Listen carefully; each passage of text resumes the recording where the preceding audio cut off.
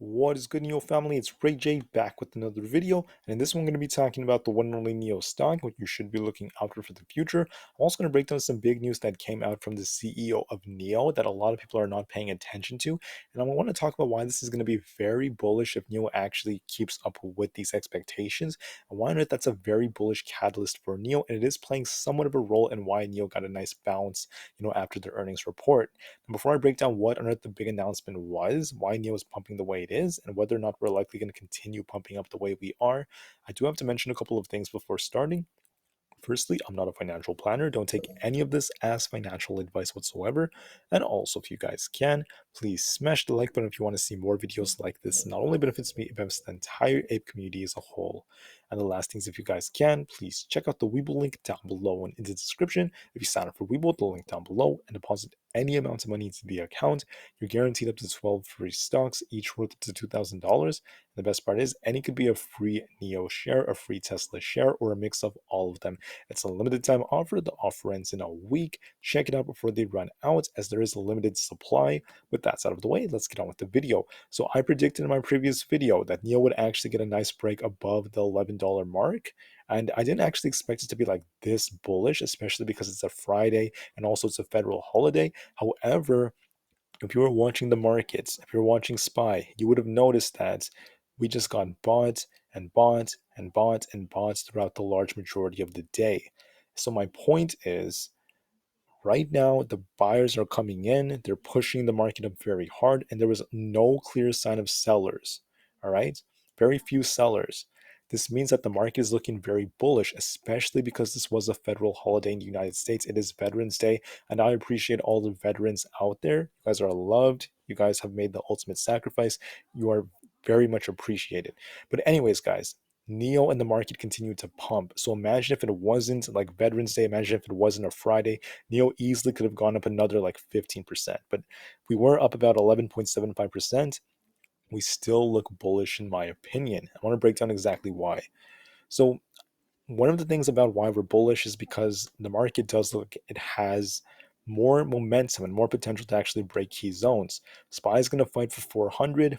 I think it might kind of trade sideways a little bit, consolidate for some time, but then we might get a big break above it very soon, because on SPY we have a big gap which I believe is going to get filled soon.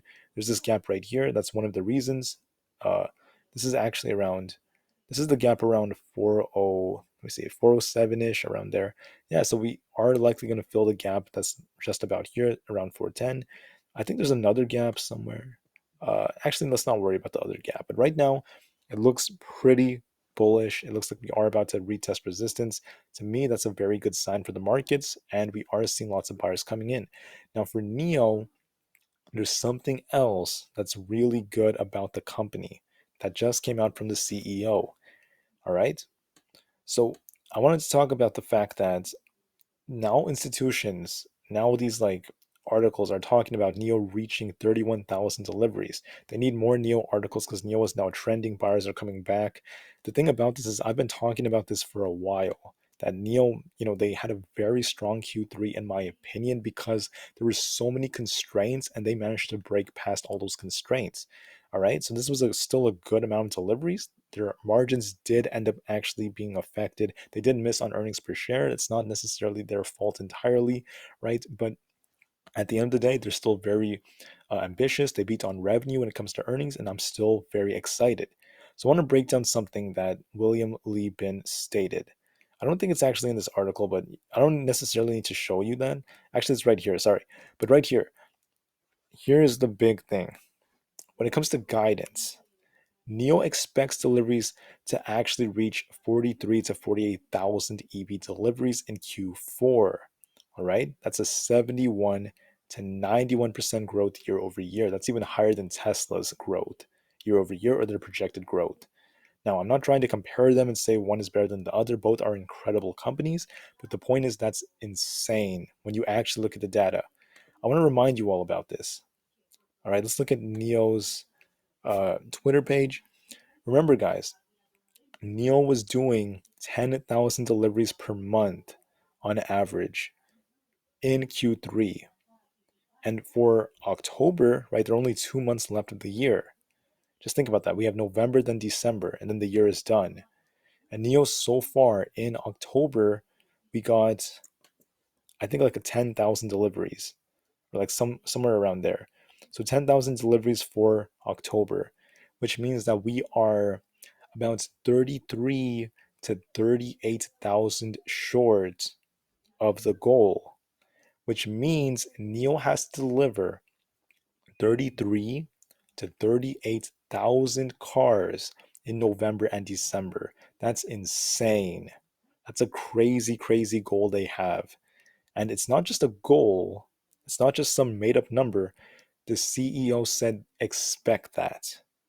That's how confident he is that NIO is going to kill it because they're ramping up production. They also talked about the fact that the launch of the ET5 is going to help accelerate their sales. Okay?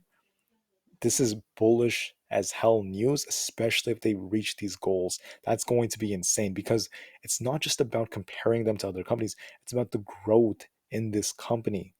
Remember, their all time high record for deliveries in a month was June, where they had about under 13,000.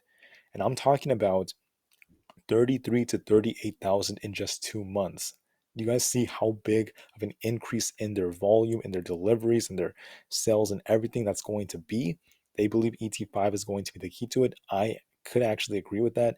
I'd have to wait and see how it actually goes, especially during hard times like this. But I am confident. The CEO is also very confident. And I believe if NIO reaches that goal, it is going to be insane. The share price might actually just squeeze. It's going to be incredible. Now, what I'm liking about NIO is I mentioned yesterday, I expect the short volume percentage to come tumbling down like super hard. It's only 35%. This means that 35% of NIO's volume was selling volume. Almost 66% of NIO's volume was the buying pressure. Buying, buying, buying. Not to mention other metrics out there that are long positions, not short volume, right? There are all these different metrics that are part of it. That's still very strong looking. And like I was mentioning, the volume is 100 million. Right? The average volume when NIO was pumping was about 75 million. This thing is now at 100 million. The buying pressure is here, guys. This is why we're starting to see all these articles coming out now about how NIO is doing so good when it comes to deliveries, this and that. Even though they were just saying all these bad things about the company, like dying and this and that, now they're switching courses as the share price is doing much better. It really shows the shift in the narrative. Deutsche Bank was bullish on NIO. All these banks were bullish. I actually commend them for being bullish because they made some good calls, right? NIO started running shortly after this as well. From a seasonality basis, NIO tends to actually be green about, it's like 49% of the time on Mondays. It's almost 50-50. I do believe NIO is going to get a nice continuation, like I said. And the shorts interest, I believe it's going to start trending down as more shorts may start to cover. That looks pretty good. But the bigger thing I want to focus on would be the price pairs ratio. We could see a nice bounce came down a little bit, and it is looking like it's getting ready to bounce just about here. That's a good sign, which means that NIO is getting ready to outperform the market. Once again, very, very good. Very, very good signal. So overall, in my opinion, all right, there are two different things to look at. The first thing is, how is the market looking for the short term? By short term, we mean the super short term, the next couple of trading days. It looks more bullish than bearish for sure. It looks very likely we're going to continue pumping. That should help NIO continue pumping too. Additionally, when it comes to um, the longer term future, William Lee Bin's announcement about this crazy goal, if you want to call it crazy, you could, this incredible, ambitious goal, this not just goal, this expectation that NIO is going to give us 43 to 48,000 deliveries for Q4. If they meet that goal, guys, I'm going to be extremely impressed. This company is going to be defying the odds and makes me very bullish long term. Anyways, thank you all for listening. NIO looks very good. I'm not going to go into the full specific details about my price prediction and stuff like that. I'm going to save that for a little bit later. I will have another video for tomorrow about NIO, so be on the lookout for that, and I'll see you guys in the next one. NIO to the moon because the long-term future is still incredibly bright, and peace out.